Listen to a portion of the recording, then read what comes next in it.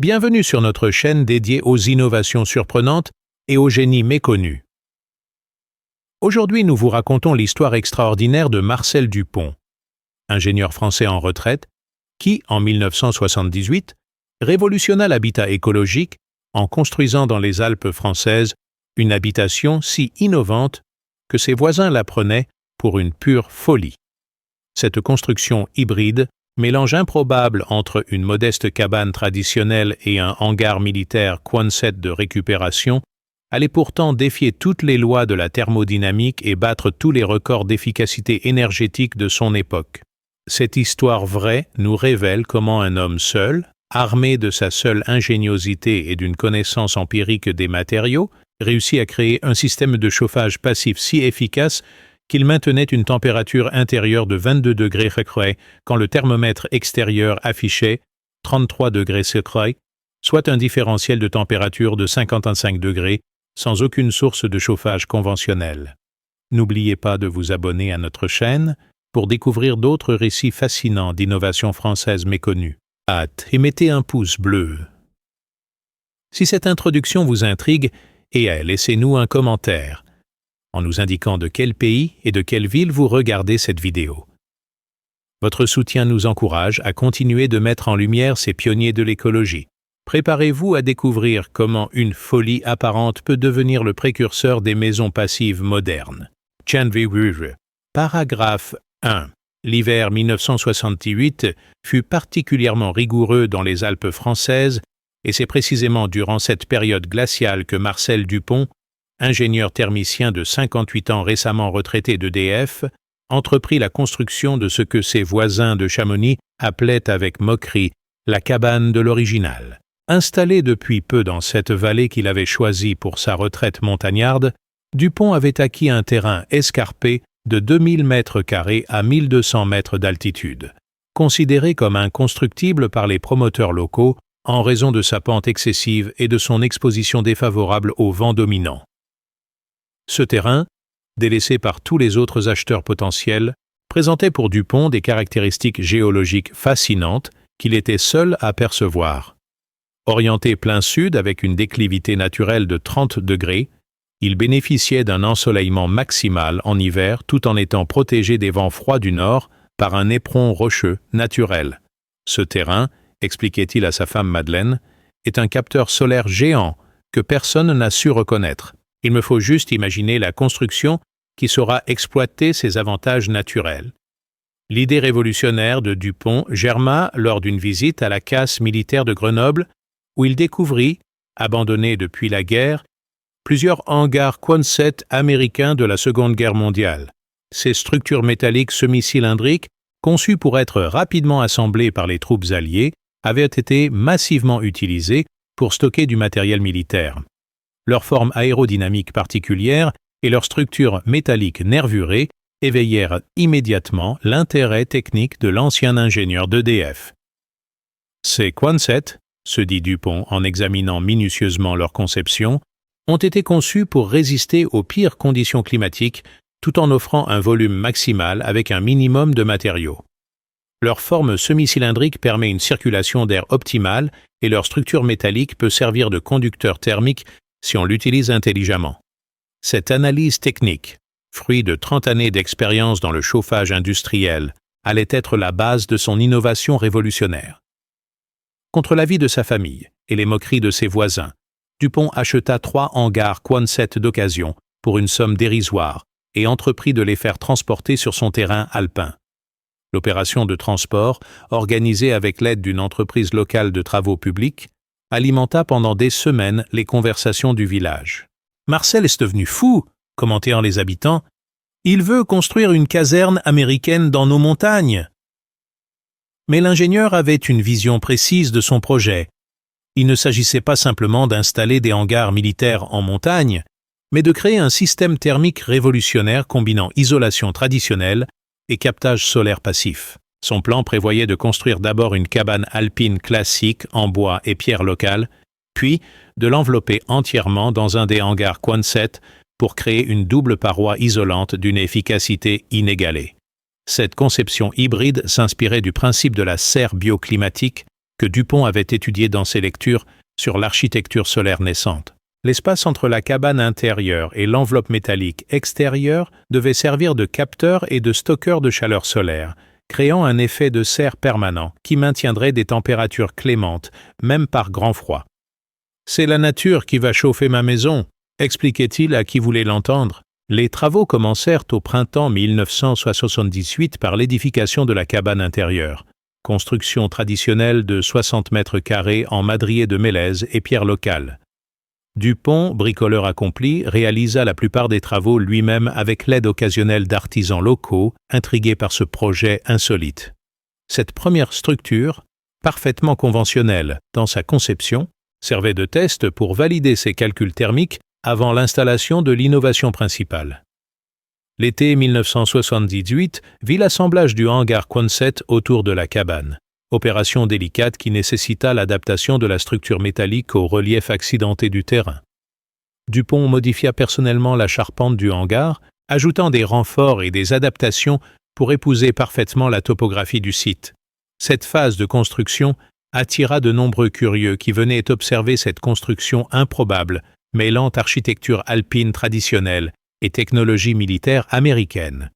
Quand l'hiver 1978 arriva avec ses températures exceptionnellement basses, jusqu'à 33 degrés, enregistrées en janvier 1979, les habitants de Chamonix observaient avec un mélange de curiosité et de scepticisme cette étrange construction qui allait bientôt révéler ses capacités extraordinaires. Personne, pas même Dupont lui-même, ne s'attendait à l'efficacité phénoménale que son invention allait démontrer durant ce premier hiver d'épreuve qui transformerait la folie de Marcel en révolution de l'habitat écologique. Wautregoes, paragraphe 2. Les premiers tests de performance de la construction hybride de Dupont commencèrent dès les premières gelées d'octobre 1968, révélant immédiatement des résultats qui dépassaient toutes ses prévisions théoriques. Équipé d'un arsenal de thermomètres et d'hygromètres disséminés dans les différentes zones de sa construction, l'ancien ingénieur d'EDF mesurait méthodiquement les performances de son système passif. Les premières données collectées montraient déjà un différentiel de température stupéfiant. Alors que le thermomètre extérieur affichait 5 degrés, l'intérieur de la cabane maintenait spontanément 18 degrés sans aucun système de chauffage actif. Cette efficacité extraordinaire résultait de la conception géniale de l'espace intermédiaire entre la cabane et l'enveloppe Quonset. Cet espace de 80 cm de largeur sur toute la périphérie fonctionnait comme un gigantesque capteur solaire passif. Durant la journée, même en hiver, les rayons du soleil traversaient les panneaux translucides que Dupont avait installés sur la face sud du hangar métallique, réchauffant l'air emprisonné dans cette cavité qui montait par convection naturelle et circulait autour de la cabane intérieure. C'est exactement le principe de la serre, expliquait Dupont aux rares visiteurs qui s'intéressaient à son innovation, mais appliqué à l'habitat. L'air chaud ne peut pas s'échapper à cause de l'enveloppe étanche du Quonset, alors il accumule la chaleur tout autour de ma cabane comme une couverture thermique vivante. Cette analogie simple masquait la sophistication réelle d'un système que l'ingénieur avait calculé au degré près pour optimiser les flux thermiques. L'orientation parfaite du terrain choisi par Dupont révélait son génie d'anticipation. Exposé plein sud avec la pente naturelle de 30 degrés, le site captait le maximum d'énergie solaire même en plein hiver, quand le soleil reste bas sur l'horizon. Les panneaux translucides du Quonset, orientés perpendiculairement aux rayons hivernaux, fonctionnaient comme des collecteurs solaires d'une efficacité remarquable. Cette géométrie optimale permettait de capter l'énergie même par temps couvert grâce à la lumière diffuse.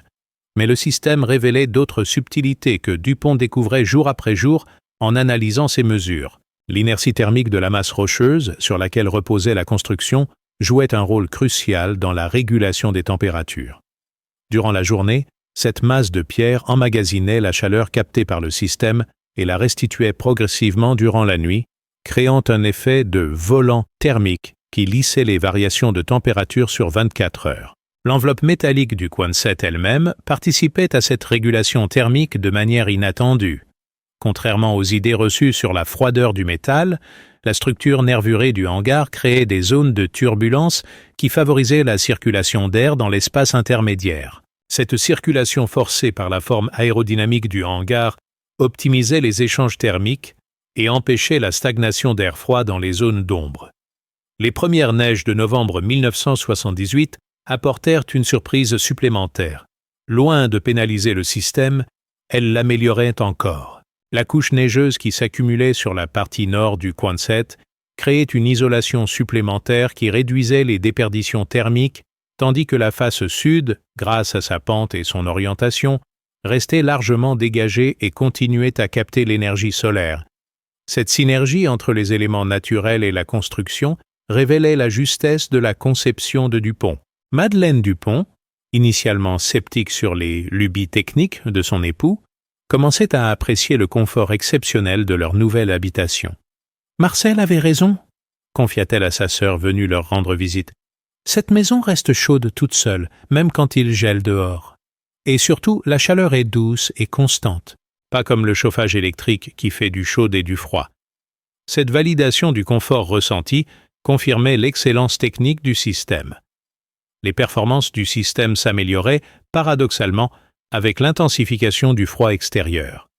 Plus la différence de température entre l'intérieur et l'extérieur était importante, plus le gradient thermique créait des mouvements de convection actifs dans l'espace intermédiaire. Cette auto-régulation naturelle transformait les conditions hivernales, les plus rudes, en facteurs d'amélioration du rendement énergétique, défiant toute logique conventionnelle. En décembre 1978, quand les températures extérieures chutèrent durablement en dessous de 15 degrés, la construction de Dupont maintenait encore 20 degrés intérieurs sans aucun apport énergétique externe. Cette prouesse technique commençait à attirer l'attention au-delà du cercle des voisins moqueurs.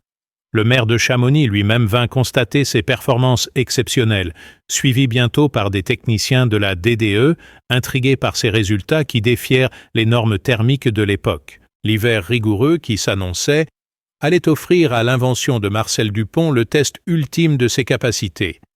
Personne ne pouvait encore imaginer que cette construction hybride allait bientôt établir un record de performance énergétique qui reste aujourd'hui encore difficilement égalé par les technologies les plus avancées de l'habitat passif moderne. Ilaudach, paragraphe 3. Janvier 1979 marqua l'apogée de l'hiver exceptionnel qui s'était abattu sur les Alpes françaises, transformant la vallée de Chamonix en laboratoire grandeur nature pour tester les limites de l'innovation thermique de Marcel Dupont. Le 15 janvier, quand le thermomètre officiel de Météo France enregistra 33 degrés C à la station de Chamonix-Mont-Blanc, un record absolu pour cette altitude, tous les systèmes de chauffage conventionnels de la vallée fonctionnaient à leur maximum et les factures énergétiques explosaient. Seule la construction de Dupont continuait à maintenir une température intérieure stable de 22 degrés sans consommer la moindre énergie externe.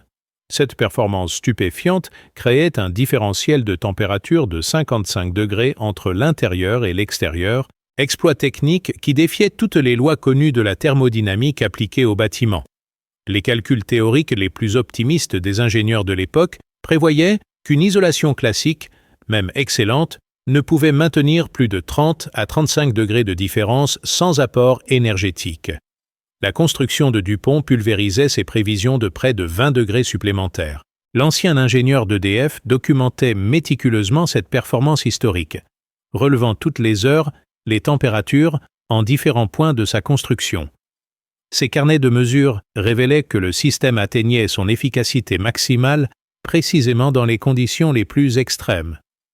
Plus il fait froid dehors, notait-il, plus l'effet de serre de mon système s'intensifie. C'est comme si ma maison se nourrissait du froid extérieur pour produire plus de chaleur intérieure. Cette apparente contradiction avec les lois physiques s'expliquait par la sophistication inattendue du système de circulation d'air dans l'espace intermédiaire. Le froid extrême créait des gradients thermiques si importants que la convection naturelle s'accélérait considérablement, transformant l'espace entre la cabane et le Quonset en véritable réacteur thermique passif. L'air réchauffé par le captage solaire circulait avec une vitesse et une efficacité décuplées autour de l'habitat intérieur. L'effet de serre créé par les panneaux translucides atteignait des rendements extraordinaires par ses températures polaires. Paradoxalement, l'air très sec du froid extrême améliorait la transparence de ces panneaux, permettant aux rares rayons de soleil hivernal de pénétrer avec un minimum de déperdition dans l'espace intermédiaire. Cette clarté atmosphérique exceptionnelle compensait largement la faible durée d'ensoleillement hivernal. La masse thermique de la construction révélait elle aussi des propriétés inattendues par ces températures extrêmes. Les pierres locales utilisées pour les fondations et une partie des murs de la cabane intérieure présentaient une capacité de stockage thermique qui s'améliorait avec l'amplitude des écarts de température. Cette réserve de chaleur, accumulée durant les brèves périodes d'ensoleillement, se restituait lentement durant les longues nuits polaires. Les visites à la maison miracle de Dupont se multiplièrent durant cette période record. Le docteur Martineau, directeur du laboratoire de physique de l'Université de Grenoble, vint personnellement contrôler les mesures avec ses propres instruments. « Et c'est impossible selon nos modèles théoriques », déclara-t-il après vérification. Mais c'est pourtant la réalité. Cette construction défie nos connaissances en thermodynamique du bâtiment. Cette validation scientifique officielle transformait l'expérimentation artisanale de Dupont en découverte majeure.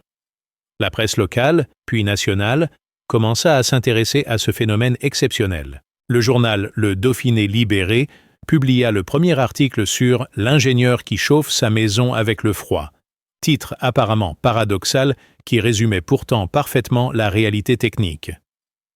Ces publications attirèrent l'attention de chercheurs du CNRS spécialisés en énergies alternatives qui demandèrent à étudier le système. L'analyse technique approfondie menée par l'équipe du CNRS révéla que la construction de Dupont combinait involontairement plusieurs innovations majeures de l'habitat passif que la recherche officielle n'avait pas encore formalisées.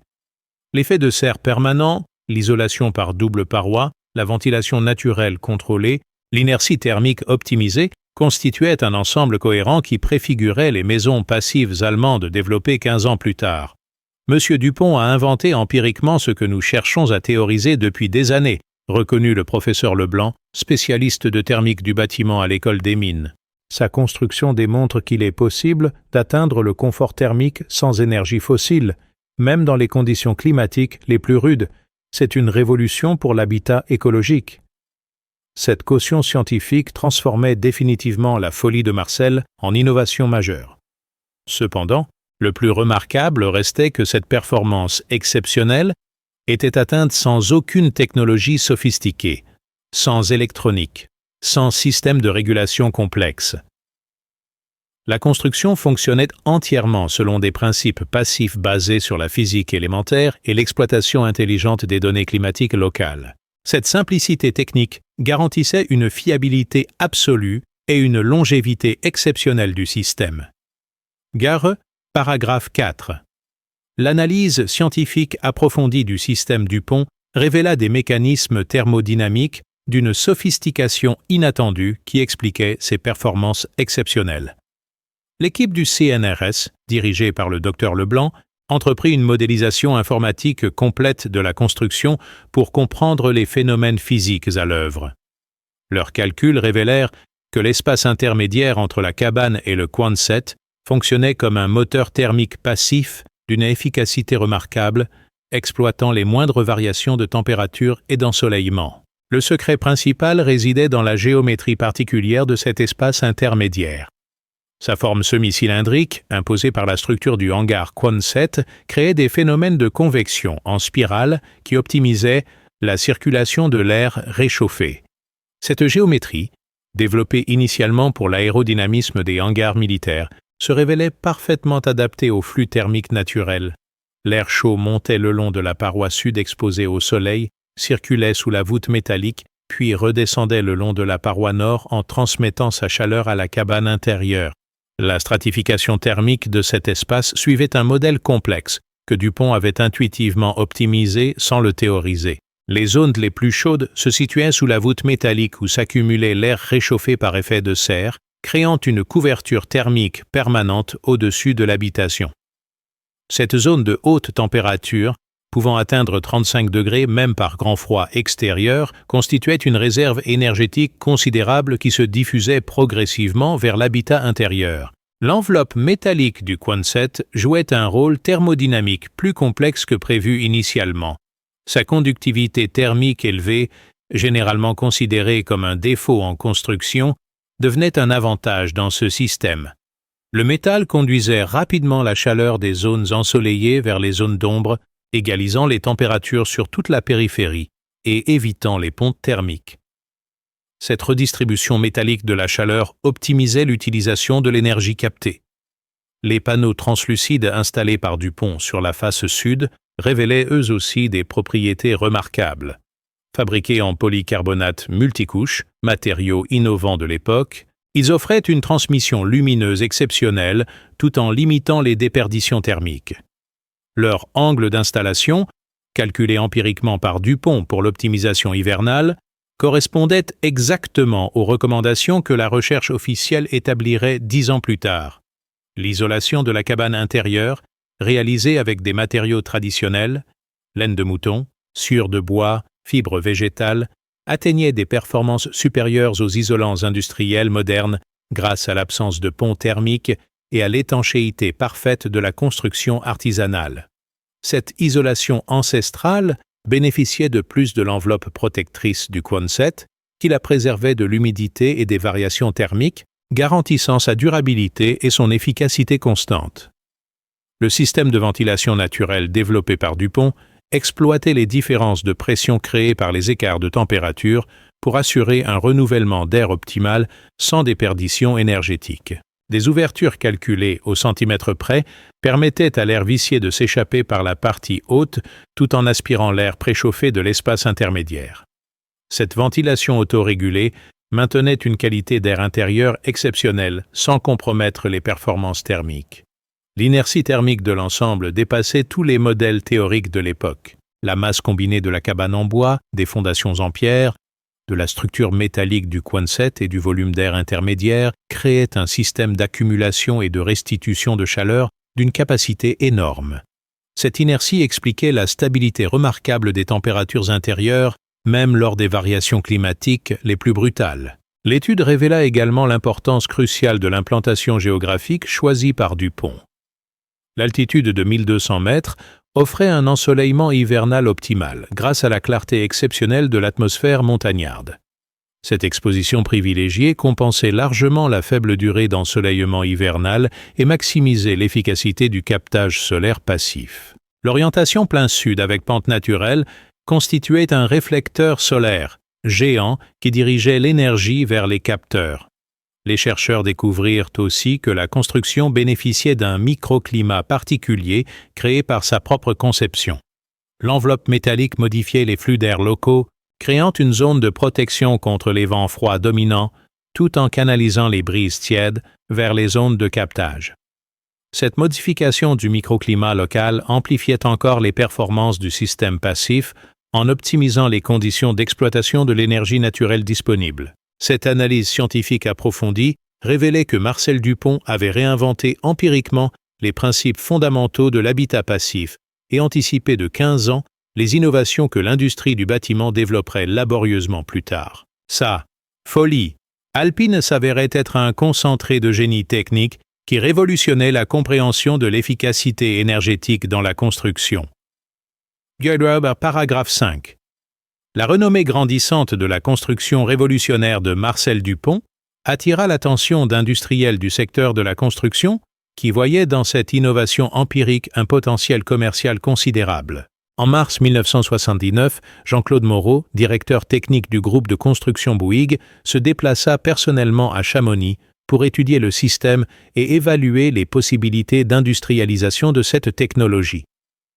Cette visite marquait le début d'une période tumultueuse où l'invention artisanale allait être confrontée aux réalités du développement commercial. Moreau, accompagné d'une équipe d'ingénieurs spécialisés, passa 3 jours sur le site à analyser tous les aspects de la construction. « Monsieur Dupont, déclara-t-il après cette étude approfondie, vous avez développé quelque chose d'extraordinaire qui pourrait révolutionner l'industrie du bâtiment. Nous aimerions vous proposer un partenariat pour développer commercialement votre système. Bouh, cette proposition flatteuse cachait cependant des implications que l'inventeur ne soupçonnait pas encore. Dupont, homme simple et direct, répondit avec pragmatisme « Monsieur Moreau, mon système fonctionne parce qu'il est adapté précisément à ce terrain, à ce climat, à cette exposition. Je ne suis pas certain qu'on puisse le reproduire n'importe où comme une recette de cuisine. » Cette prudence révélait une compréhension intuitive des limites de son innovation que les industriels, éblouis par les performances, avaient tendance à négliger. L'équipe de Bouygues entreprit néanmoins une étude de faisabilité pour adapter le système Dupont à différents contextes climatiques et géographiques. Leurs calculs révélèrent rapidement les défis considérables posés par cette transposition. Le système fonctionnait parfaitement dans les conditions spécifiques des Alpes françaises. Altitude élevée, air sec, ensoleillement hivernal, forte amplitude thermique. Mais ses performances chutaient dramatiquement dans d'autres environnements. Parallèlement, d'autres acteurs industriels s'intéressaient à l'invention de Dupont. La société allemande Viessmann, spécialisée dans le chauffage, envoya ses ingénieurs étudier le système dans l'optique de développer des solutions de chauffage passif pour le marché européen. Le constructeur suédois Skanska voyait dans cette technologie une solution pour l'habitat nordique. Cette attention internationale transformait la modeste cabane alpine en enjeu économique majeur. Cependant, les premières tentatives de reproduction du système révélèrent des difficultés inattendues. Un prototype construit par Bouygues en région parisienne, utilisant les mêmes matériaux et les mêmes proportions, n'atteignit que 40% des performances du modèle original. L'absence de l'altitude, de la clarté atmosphérique alpine et surtout du microclimat spécifique créé par la topographie chamoniarde compromettait gravement l'efficacité du système. Ces premiers échecs industriels révélèrent que l'innovation de Dupont n'était pas simplement technologique, mais résultait d'une alchimie complexe entre technologie, géographie, climat et savoir-faire artisanal. « Mon système », expliquait l'inventeur aux industriels déçus, n'est pas une machine qu'on peut reproduire à l'identique. C'est un organisme vivant qui respire avec la montagne, qui se nourrit du soleil alpin, qui s'adapte aux saisons locales. Cette philosophie organique de la construction heurtait la mentalité industrielle standardisée des années 1970. Les ingénieurs formés aux normes et aux procédures reproductibles peinaient à comprendre qu'une innovation puisse être fondamentalement liée à son environnement naturel. Cette incompréhension culturelle expliquait en partie les difficultés de transfert technologique rencontrées par tous les industriels intéressés. Marcel Dupont lui-même commençait à percevoir les limites de l'industrialisation de son invention. « Je ne veux pas, confia-t-il à sa femme, que mon système devienne prétexte à vendre des maisons qui ne fonctionnent pas. J'ai créé quelque chose pour nous, pour ce lieu, pour ces conditions. Si ça peut inspirer d'autres inventeurs pour d'autres lieux, tant mieux. Mais je ne veux pas participer à une tromperie commerciale. » Cette position éthique de l'inventeur compliqua considérablement les négociations avec les industriels. Dupont refusait systématiquement de céder ses secrets contre des royalties si les acheteurs ne s'engageaient pas à adapter le système aux conditions locales plutôt qu'à le reproduire aveuglément. Cette exigence de responsabilité technique était difficilement compatible avec les impératifs de rentabilité industrielle. L'attention médiatique grandissante autour de l'invention chamoniarde attira également des visiteurs moins bien intentionnés. Des experts, autoproclamés, vinrent étudier la construction pour la copier sans autorisation. Des pseudo-inventeurs revendiquèrent la paternité d'innovations similaires. Des escrocs proposèrent aux particuliers des systèmes Dupont, qui n'avaient rien à voir avec l'original. Cette récupération commerciale douteuse contrariait profondément l'inventeur authentique. Face à cette effervescence commerciale souvent malhonnête, Dupont décida de protéger son invention en déposant plusieurs brevets détaillés qui décrivaient précisément les principes techniques de son système tout en soulignant l'importance cruciale de l'adaptation aux conditions locales. Ces brevets, rédigés avec l'aide d'ingénieurs du CNRS, constituaient autant de garde-fous contre les utilisations inappropriées de sa technologie révolutionnaire. Edweiser, paragraphe 6. L'été 1979 transforma le site de Chamonix en véritable laboratoire à ciel ouvert où se succédaient chercheurs, ingénieurs, architectes et journalistes venus étudier la construction révolutionnaire de Marcel Dupont. Cette affluence scientifique et médiatique permit d'approfondir considérablement la compréhension des mécanismes à l'œuvre tout en révélant de nouvelles propriétés inattendues du système. Les mesures estivales, réalisées avec des instruments de précision fournis par différents laboratoires, révélèrent que l'invention de Dupont fonctionnait également en mode climatisation passive avec une efficacité remarquable. Pendant les journées caniculaires de juillet, quand le thermomètre extérieur atteignait 35 degrés, l'intérieur de la cabane maintenait une température stable de 22 degrés C sans aucun système de refroidissement. Cette performance estivale, aussi impressionnante que les exploits hivernaux, s'expliquait par l'effet de cheminée créé par la géométrie du Quonset. L'air chaud extérieur, captivé dans l'espace intermédiaire, montait naturellement vers la partie haute de la structure où des ouvertures de ventilation permettaient son évacuation, créant un appel d'air frais qui refroidissait naturellement l'habitation. Le docteur Isabelle Martineau, spécialiste en climatologie du bâtiment au CNRS, dirigea une étude comparative entre la construction de Dupont et plusieurs bâtiments témoins de la région. Ces relevés démontrèrent que le système Dupont maintenait des écarts de température intérieure-extérieure constants toute l'année. Plus de 55 degrés en hiver rigoureux, 13 degrés en canicule estivale.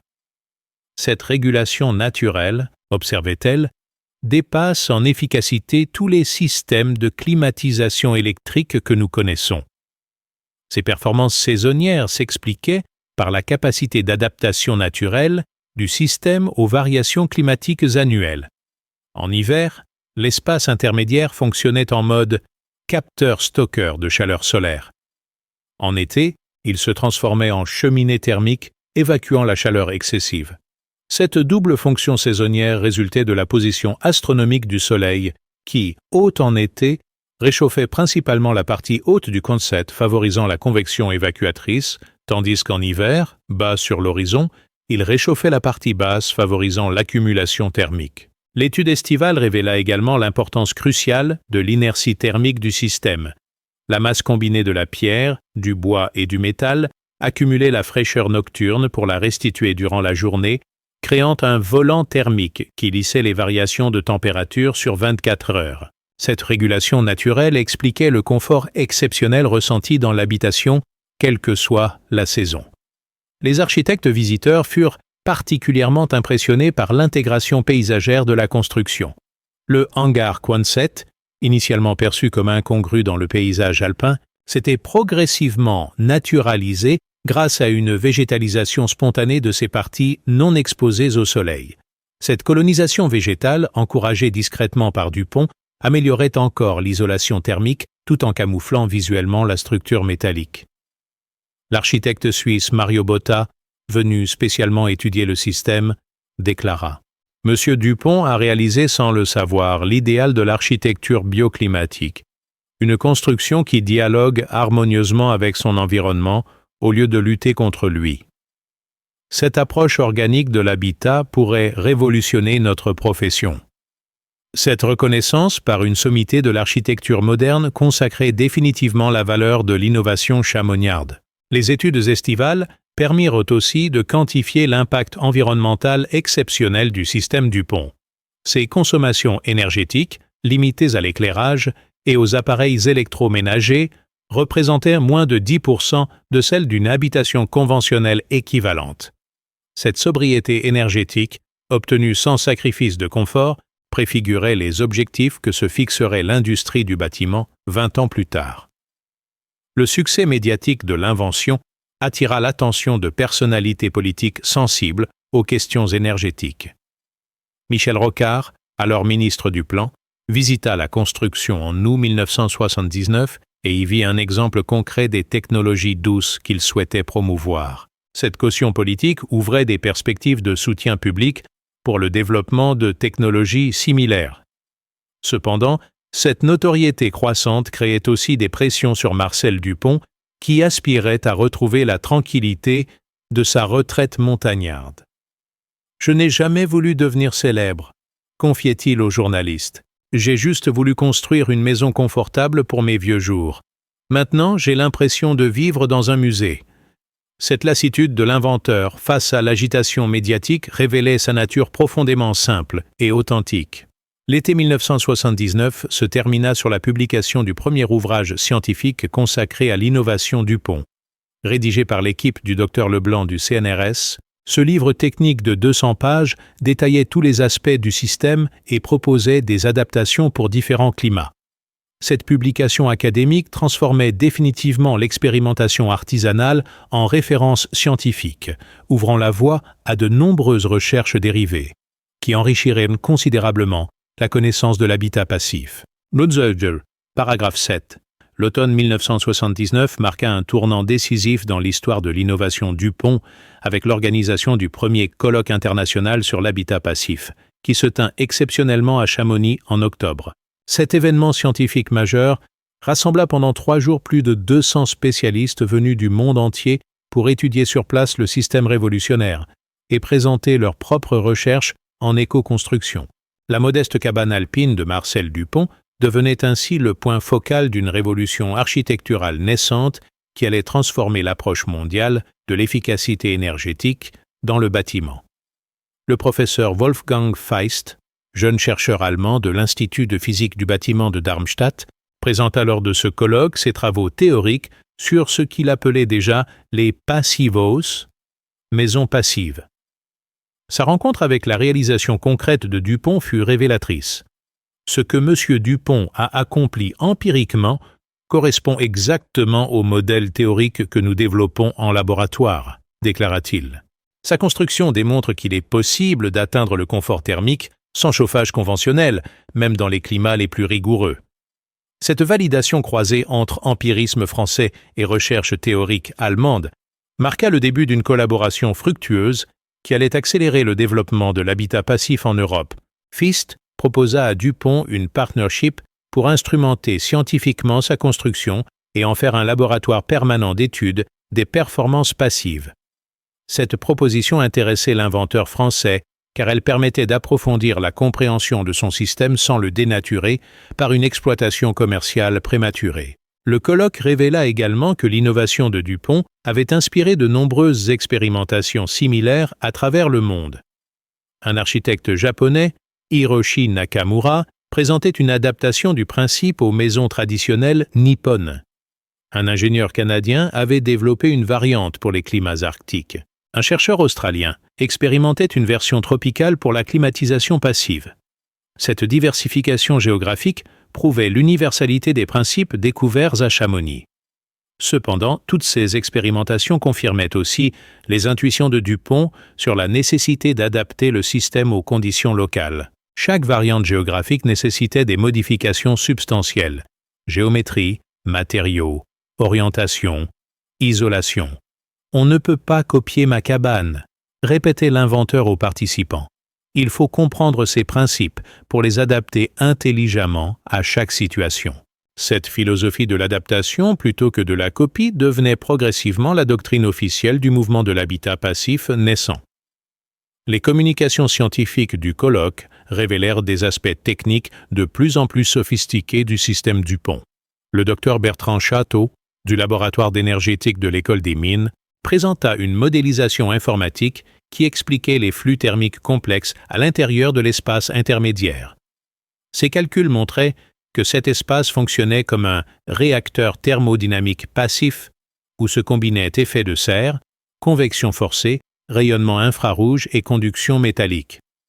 L'intervention la plus remarquée fut celle du docteur Maria González, de l'Université polytechnique de Madrid, qui avait calculé l'impact environnemental global du système DuPont. Ces chiffres étaient éloquents.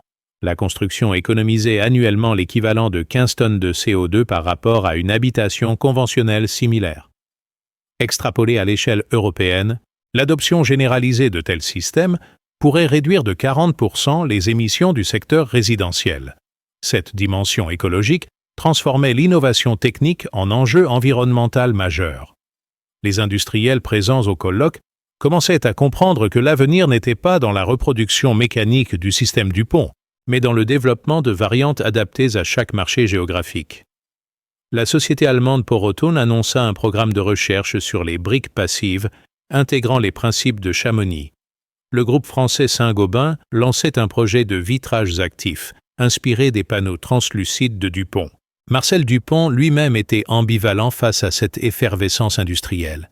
D'un côté, il était flatté de voir son invention inspirer tant de développement, de l'autre, il craignait la dénaturation commerciale de ses principes. « J'ai peur », confia-t-il au docteur Leblanc, « qu'on transforme mon système simple et naturel en usine à gaz technologique bourrée d'électronique. Ce serait trahir son esprit. » Cette inquiétude prophétique s'avérerait partiellement justifiée dans les années suivantes. Le colloque se termina par la création de l'Association internationale pour l'habitat passif, avec Marcel Dupont comme président d'honneur et Wolfgang Feist comme coordinateur scientifique. Cette institution allait fédérer les recherches mondiales sur l'efficacité énergétique passive et établir les standards qui régiront encore aujourd'hui la certification des bâtiments passifs. La folie de Marcel devenait ainsi le fondement d'un mouvement architectural mondial. Les conclusions du colloque furent publiées dans un numéro spécial de la revue Solar Energy, qui fit date dans la littérature scientifique. Cet article collectif, cosigné par tous les participants, établissait pour la première fois les principes de Chamonix: orientation optimisée, isolation renforcée, étanchéité parfaite, ventilation contrôlée, apport solaire passif, inertie thermique. Ces 6 principes, directement inspirés de l'innovation Dupont, allaient devenir les fondamentaux universels de l'habitat passif. L'hiver qui suivit ce colloque historique offrit une dernière validation spectaculaire de l'invention. Malgré des températures encore exceptionnellement basses, 29 degrés C en janvier 1980, la construction maintint ses performances remarquables sous l'œil attentif d'une batterie d'instruments scientifiques installés par les chercheurs internationaux. Ces mesures définitives confirmèrent que l'innovation de Marcel Dupont n'était pas un coup de chance, mais bien une découverte technique majeure reproductible dans des conditions similaires. Napoa-Weger, paragraphe 8. Les années 1980-1985 marquèrent l'âge d'or de l'influence mondiale de l'innovation Dupont, période durant laquelle les principes développés empiriquement à Chamonix se diffusèrent à travers l'Europe puis le monde entier, inspirant une génération d'architectes, d'ingénieurs et de constructeurs dans leur quête d'un habitat énergétiquement autonome. Cette période vit naître les premiers bâtiments commerciaux officiellement labellisés « passifs » en Allemagne, en Suisse et dans les pays nordiques, tous directement inspirés de l'expérience française pionnière. Wolfgang Feist, devenu entre-temps le chef de file mondial du mouvement Passive House, rendait systématiquement hommage à Marcel Dupont dans ses conférences internationales. Sans la démonstration concrète de Chamonix, déclarait-il lors du Congrès international d'architecture durable de Vienne en 1983, nos théories seraient de rester des modèles de laboratoire. M. Dupont a prouvé que l'habitat passif était une réalité technique et non une utopie écologique. Cette reconnaissance constante maintenait la notoriété de l'inventeur français dans les cercles scientifiques mondiaux. Cependant, Marcel Dupont lui-même avait progressivement pris ses distances avec l'agitation internationale qu'avait suscité son innovation. Âgé maintenant de 65 ans, il aspirait à retrouver la tranquillité de sa retraite montagnarde et limitait ses interventions publiques aux occasions vraiment importantes. « J'ai donné mon idée au monde », philosophait-il. « Maintenant, c'est aux plus jeunes de la faire fructifier. Moi, je veux juste profiter de ma maison et de mes montagnes. » Cette sage retraite de l'inventeur contrastait avec l'effervescence continue autour de son héritage technique. La construction elle-même continuait à évoluer et à surprendre ses observateurs. Dupont avait progressivement amélioré son système en ajoutant des raffinements discrets. Optimisation des ouvertures de ventilation, ajustement saisonnier des panneaux capteurs, végétalisation contrôlée de certaines parties du Quonset. Ces améliorations empiriques, fruit de 5 années d'observation quotidienne, optimisait encore les performances déjà exceptionnelles du système original. L'instrumentation scientifique permanente installée par différents laboratoires révélait des phénomènes de plus en plus subtils. Les chercheurs découvrirent que la construction avait développé son propre métabolisme thermique qui s'adaptait automatiquement aux variations climatiques saisonnières et même journalières. Cette autorégulation naturelle, non programmée, mais résultant de l'équilibre physique du système, fascinait les spécialistes de cybernétique qui y voyait un exemple parfait d'intelligence artificielle passive. L'impact commercial de l'innovation DuPont commençait à se matérialiser à travers l'Europe. En Allemagne, la société Hofhaus développait des maisons préfabriquées intégrant les principes passifs de Chamonix. En Suisse, le constructeur Minergie adaptait ses concepts aux chalets alpins haut de gamme. En Scandinavie, plusieurs entreprises proposaient des variantes arctiques pour les climats extrêmes. Cette diversification commerciale démontrait la fécondité des principes découverts dans les Alpes françaises. Cependant, toutes ces applications commerciales confirmaient les réserves émises par DuPont sur la nécessité d'adaptation locale. Les systèmes les plus réussis étaient ceux qui s'inspiraient de l'esprit de Chamonix, plutôt que de copier mécaniquement sa forme. À l'inverse, les tentatives de reproduction à l'identique dans des contextes différents aboutissaient généralement à des échecs ou des performances décevantes, validant la philosophie organique de l'inventeur original. L'influence de l'innovation s'étendait au-delà de l'habitat individuel vers les bâtiments collectifs et industriels. L'architecte Norman Foster adapta les principes DuPont pour la conception d'un immeuble de bureaux à Londres, créant un système de double pot climatique qui réduisait de 70% les besoins énergétiques du bâtiment.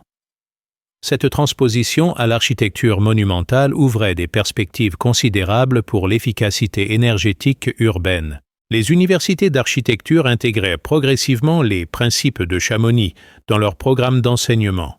L'École nationale supérieure d'architecture de Versailles créa un cours spécialement consacré à l'étude de l'innovation DuPont, avec visite obligatoire sur site pour tous les étudiants de troisième année. Cette institutionnalisation pédagogique garantissait la transmission du savoir-faire passif aux futures générations d'architectes. La reconnaissance officielle de l'innovation culmina en 1984 avec l'attribution à Marcel DuPont de la médaille d'or de l'Académie d'architecture française pour sa contribution majeure au développement de l'habitat écologique. Cette distinction prestigieuse consacrait définitivement l'ancien ingénieur d'EDF comme pionnier de l'architecture durable, transformation remarquable pour celui qui avait commencé comme simple bricoleur de génie dans sa retraite alpine. Les retombées économiques de l'innovation dépassaient largement les espérances initiales. Une étude du ministère français de l'Industrie estimait que les brevets et licences dérivés de l'invention DuPont généraient déjà plus de 50 millions de francs de chiffre d'affaires annuel pour l'industrie européenne de la construction. Cette réussite économique démontrait que l'innovation écologique pouvait être rentable, argument crucial pour convaincre les industriels sceptiques. Marcel DuPont lui-même ne profitait que modestement de cette manne financière. Fidèle à ses principes, il avait cédé la plupart de ses brevets à des fondations de recherche contre des redevances symboliques, préférant voir ses découvertes servir l'intérêt général plutôt que son enrichissement personnel. L'argent ne réchauffe pas, plaisantait-il, mais une maison bien conçue, oui. Cette philosophie désintéressée renforçait encore son prestige moral dans les milieux écologiques internationaux. Dawegram, paragraphe 9. L'héritage de l'innovation. DuPont atteignit sa maturité dans la seconde moitié des années 1980 quand les premiers bâtiments passifs, conçus selon ses principes, commencèrent à démontrer leur fiabilité à long terme et leur reproductibilité dans différents contextes géographiques. Cette période vit la transformation progressive d'une expérimentation artisanale française en standard technique européen, puis mondial, processus qui révéla toute l'ampleur révolutionnaire de la découverte empirique réalisée dans les Alpes françaises 10 ans plus tôt. L'évaluation la plus significative de cette maturité technique fut réalisée par l'Agence internationale de l'énergie qui publia en 1987 un rapport comparatif sur les différentes innovations d'habitat passif développées dans le monde. Ce document de référence classait l'innovation DuPont comme la découverte fondatrice du mouvement passif moderne et soulignait que tous les développements ultérieurs dérivent indirectement des principes établis empiriquement à Chamonix. Cette reconnaissance officielle au plus haut niveau international consacrait définitivement la valeur historique de l'invention française. La construction elle-même, désormais âgée de près de 10 ans, continuait à fonctionner parfaitement et révélait même une amélioration de ses performances avec le temps. Ce phénomène de maturation du système fascinait les chercheurs qui découvraient que les matériaux naturels utilisés par DuPont développaient avec l'âge des propriétés thermiques optimisées. Le bois de mélèze se densifiait, l'isolation naturelle se tassait parfaitement, la végétalisation spontanée du Quonset créait une isolation supplémentaire. Cette amélioration temporelle contrastait avantageusement avec la dégradation habituelle des bâtiments conventionnels. Wolfgang Feist, devenu directeur de l'Institut Passivhaus de Darmstadt, organisait désormais des pèlerinages scientifiques annuels à Chamonix, où les meilleurs spécialistes mondiaux venaient étudier l'original qui avait inspiré leurs propres réalisations. Ces visites rituelles maintenaient le site de DuPont comme référence absolue du mouvement passif international et permettaient de comparer les évolutions technologiques aux performances de base établies par l'inventeur pionnier. Marcel DuPont, maintenant septuagénaire, accueillait ses visiteurs illustres avec la simplicité qu'il avait toujours caractérisée. « Vous venez voir ma cabane comme on va à Lourdes », plaisantait-il. « Mais moi, je vous dis que le miracle n'est pas dans ma construction. Il est dans la compréhension que chacun peut avoir de son propre environnement.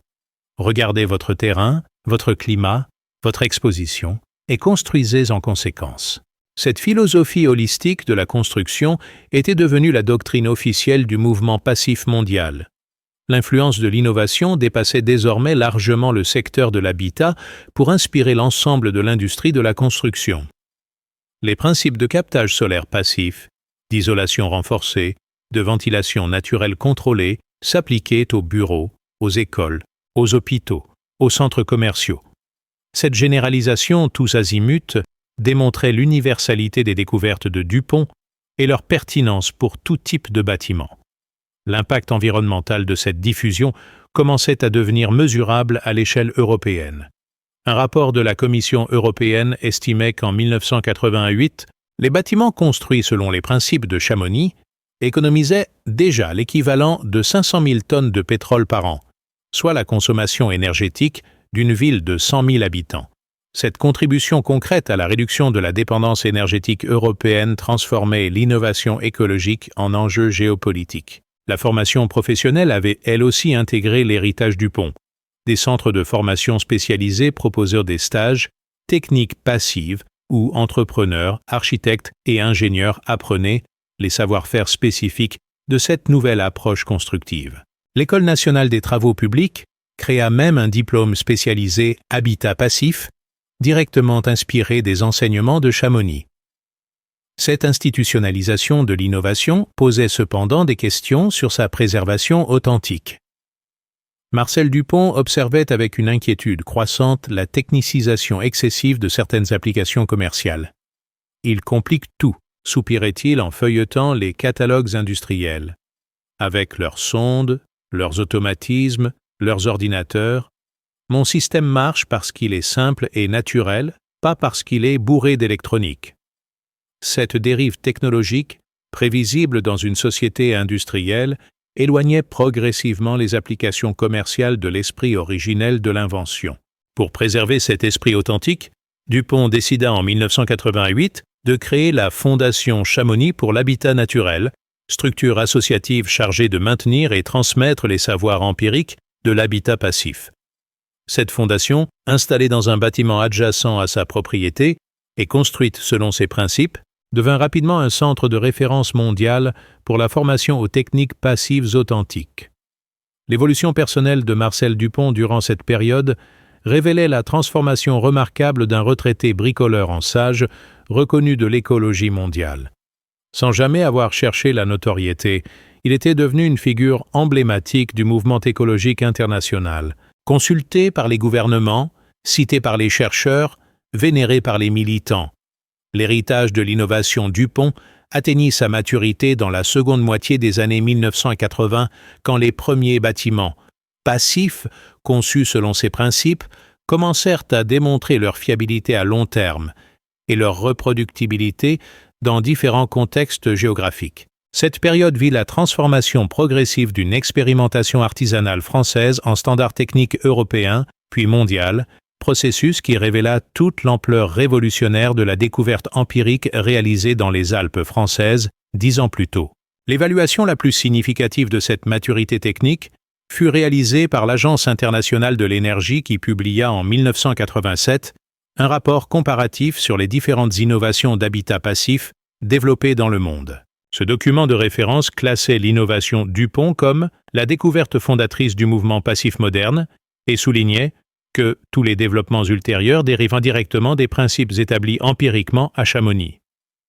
Cette reconnaissance officielle au plus haut niveau international consacrait définitivement la valeur historique de l'invention française. La construction elle-même, désormais âgée de près de 10 ans, continuait à fonctionner parfaitement et révélait même une amélioration de ses performances avec le temps. Ce phénomène de maturation du système fascinait les chercheurs qui découvraient que les matériaux naturels utilisés par Dupont développaient avec l'âge des propriétés thermiques optimisées. Le bois de mélèze se densifiait, l'isolation naturelle se tassait parfaitement, la végétalisation spontanée du Quonset créait une isolation supplémentaire. Cette amélioration temporelle contrastait avantageusement avec la dégradation habituelle des bâtiments conventionnels. Wolfgang Feist, devenu directeur de l'Institut Passivhaus de Darmstadt, organisait désormais des pèlerinages scientifiques annuels à Chamonix, où les meilleurs spécialistes mondiaux venaient étudier l'original qui avait inspiré leur propre réalisation. Ces visites rituelles maintenaient le site de Dupont comme référence absolue du mouvement passif international et permettaient de comparer les évolutions technologiques aux performances de base établies par l'inventeur pionnier. Marcel Dupont, maintenant septuagénaire, accueillait ses visiteurs illustres avec la simplicité qu'il avait toujours caractérisée. « Vous venez voir ma cabane comme on va à Lourdes », plaisantait-il. « Mais moi, je vous dis que le miracle n'est pas dans ma construction. Il est dans la compréhension que chacun peut avoir de son propre environnement. Regardez votre terrain, votre climat, votre exposition, et construisez en conséquence. » Cette philosophie holistique de la construction était devenue la doctrine officielle du mouvement passif mondial. L'influence de l'innovation dépassait désormais largement le secteur de l'habitat pour inspirer l'ensemble de l'industrie de la construction. Les principes de captage solaire passif, d'isolation renforcée, de ventilation naturelle contrôlée s'appliquaient aux bureaux, aux écoles, aux hôpitaux, aux centres commerciaux. Cette généralisation tous azimuts démontrait l'universalité des découvertes de Dupont et leur pertinence pour tout type de bâtiment. L'impact environnemental de cette diffusion commençait à devenir mesurable à l'échelle européenne. Un rapport de la Commission européenne estimait qu'en 1988, les bâtiments construits selon les principes de Chamonix économisaient déjà l'équivalent de 500 000 tonnes de pétrole par an, soit la consommation énergétique d'une ville de 100 000 habitants. Cette contribution concrète à la réduction de la dépendance énergétique européenne transformait l'innovation écologique en enjeu géopolitique. La formation professionnelle avait elle aussi intégré l'héritage Dupont. Des centres de formation spécialisés proposaient des stages, techniques passives où entrepreneurs, architectes et ingénieurs apprenaient les savoir-faire spécifiques de cette nouvelle approche constructive. L'École nationale des travaux publics créa même un diplôme spécialisé Habitat passif, directement inspiré des enseignements de Chamonix. Cette institutionnalisation de l'innovation posait cependant des questions sur sa préservation authentique.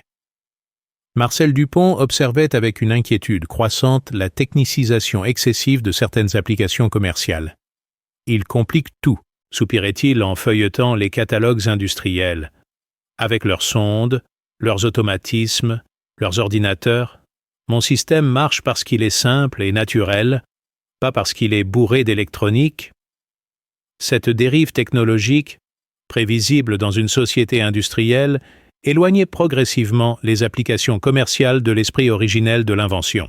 Pour préserver cet esprit authentique, Dupont décida en 1988 de créer la Fondation Chamonix pour l'habitat naturel, structure associative chargée de maintenir et transmettre les savoirs empiriques de l'habitat passif.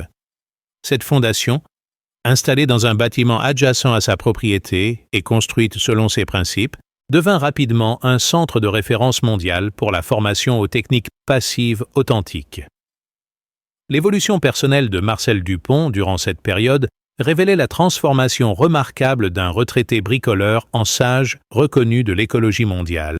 Sans jamais avoir cherché la notoriété, il était devenu une figure emblématique du mouvement écologique international, consulté par les gouvernements, cité par les chercheurs, vénéré par les militants.